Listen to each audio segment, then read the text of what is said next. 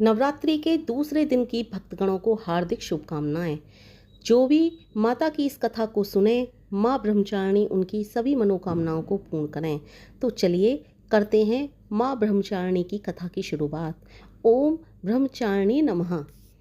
नवरात्रि के दूसरे दिन माता ब्रह्मचारिणी की आराधना की जाती है। ये माता का ब्रह्मचारिणी रूप है, जिसमें माता ने भोलेनाथ को प्रसन्न करने के लिए बहुत कड़ी तपस्या की थी। इसलिए जो भी भक्तगण माँ ब्रह्मचारिणी की तपस्या करते हैं, पूजा करते हैं या उनकी उपासना करते हैं, उनको तपस्या का वरदान मिलता है, यानी वो अपनी तपस्या में सफलता प्राप्त कर लेते हैं। माँ दुर्गा का यह स्वरूप भक्तों और सिद्धों को अनंत फल देने वाला है और माँ दुर्गा का यह स्वरूप बहुत शांत है तथा इनकी उपासना न करने वाले मनुष्य में तप, त्याग, वैराग्य तथा सदाचार की वृद्धि हो जाती है। ब्रह्मचारिणी का अर्थ है ब्रह्म, यानी ब्रह्मा जैसा आचरण करने वाली, यानी कि तपस्या करने वाली। इनका ये रूप बहुत ही भव्य और दिव्य है। इनके एक हाथ में जप की माला तो दूसरे हाथ में कमंडल है। आइए इनकी सुनते हैं पौराणिक कथा। मान्यता ये है कि जब माता सती ने अपना देह भस्म कर दिया राजा दक्ष के यहाँ, तब भोलेनाथ बहुत विचलित हुए। तब माता सती ने आत्मा रूपी में आकर उनसे कहा कि मैं दूसरा जन्म लूँगी, तब आपको प्राप्त करूँगी। तब उन्होंने जाकर राजा हिमालय के यहाँ जन्म लिया और नारद मुनि ने जैसा कि उनसे कहा था कि तुम भोलेनाथ को पाने के लिए, प्राप्त करने के लिए, पति रूप में पाने के लिए तपस्या करो। नारद मुनि के ऐसा कहने पर इन्होंने बहुत कठिन तपस्या की। बहुत कठिन तपस्या करने के कारण ही इन्हें तपचारिणी यानी कि ब्रह्मचारिणी माता के नाम से जानते हैं। 1000 वर्षों तक इन्होंने केवल फल फूल खा करके बिताए और कई सौ वर्षों तक इन्होंने पृथ्वी पर रहकर ही शाक और फूल पत्तियां इनको खा करके जीवन निर्वाह किया। बहुत से इन्होंने उपवास रखे। वर्षा, गर्मी, सर्दी, सब कुछ इन्होंने खुले आकाश के नीचे सहा, लेकिन अपनी तपस्या को भंग नहीं होने दिया, तपस्या में बाधा नहीं आने दी। और कई हजार वर्षों तक केवल टूटे हुए बिल्वपत्र खाए, लेकिन भगवान भोलेनाथ की तपस्या में दिन रात इन्होंने एक कर दिया। लेकिन फिर भी इनको भोलेनाथ के दर्शन ना हुए, तो इन्होंने वो बिल्वपत्र खाने भी छोड़ दिए और निर्जल और निराहार रहकर ही न जाने कितने वर्षों तक तपस्या करती रहीं। निराहार भूखी प्यासी रहने के कारण ही इनका नाम अपर्णा पड़ गया।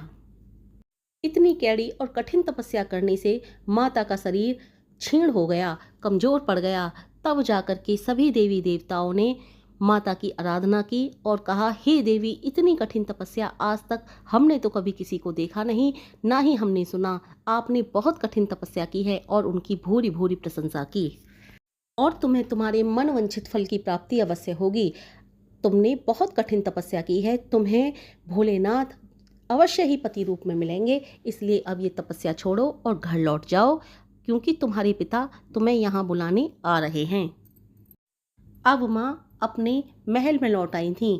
कुछ दिनों बाद भोलेनाथ का विवाह माता पार्वती के साथ हो चुका था।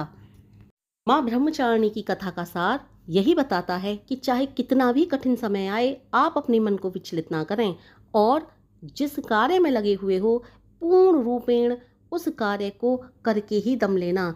उस कार्य की विफलता और सफलता परमात्मा के हाथ में छोड़कर हमें अपने कर्म करने पर विश्वास रखना चाहिए।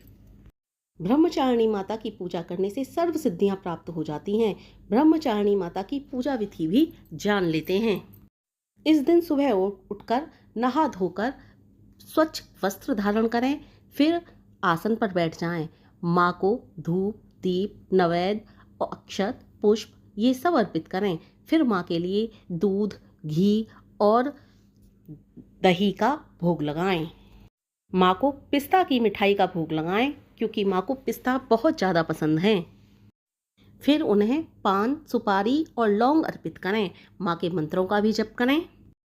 फिर माँ की आरती उतारें। पिस्ते की मिठाई का भोग लगाकर सभी भक्तगणों के लिए वो मिठाई वितरित करें। फिर स्वयं भी प्रसाद ग्रहण करें।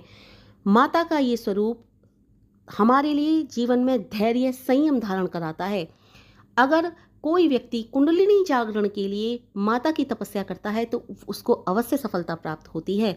किसी भी प्रकार की तपस्या में माता ब्रह्मचारिणी का ध्यान करने से तपस्या, हर प्रकार की तपस्या सफल होती है और माता की इस स्वरूप की वंदना करने से, इस स्वरूप की पूजा करने से मनुष्य में संयम, धैर्य जैसे गुणों का वास होता है तथा मनुष्य एकाग्रचित होकर अपने उस कार्य को पूर्ण रूपेण सफल कर ही लेता है, क्योंकि उस पर माता ब्रह्मचारिणी का आशीर्वाद होता है।